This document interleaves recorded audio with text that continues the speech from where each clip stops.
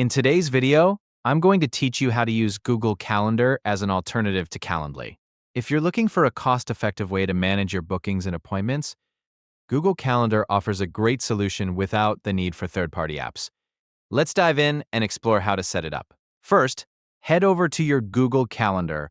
On the left sidebar, you'll see an Add button right next to the Booking Pages section. Go ahead and click on that. This is where you'll start creating your booking schedule, which will serve as your alternative to using Calendly. Next, you'll need to set up your booking details. This includes the booking title, which is essentially the name of the event or appointment you're scheduling. Then, specify the appointment duration, how long each meeting or session will last. It's important to think about how much time you realistically need for each meeting to avoid overbooking. Availability is another crucial aspect. You'll want to set specific days and times when you're open for appointments. This ensures that you're only booked when you're actually available, preventing any awkward overlaps or scheduling conflicts. After setting your availability, you'll also need to define your scheduling window. This is the time frame in which people can book appointments with you, whether it's a week in advance or just a day. Make sure it aligns with your preference and availability. Don't forget about adjusted availability settings. These allow you to make exceptions or changes to your regular schedule for specific dates or times if needed.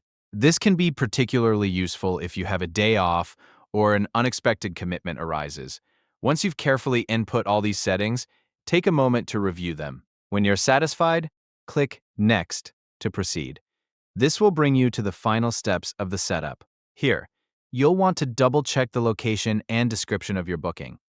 The location could be a physical address or a link to a virtual meeting room, depending on how you're conducting your appointments. Make sure the description is clear and informative for anyone who's booking with you. This can include any additional details they might need to know, such as preparation instructions or what to expect during the appointment. Finally, after reviewing everything, click Save to finalize your booking setup. And there you have it. Your Google Calendar is now set up as a functional alternative to Calendly.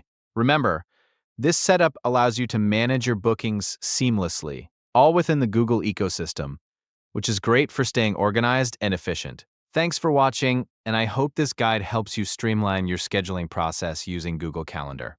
If you found this video helpful, feel free to like and subscribe for more tips and tutorials. Happy scheduling!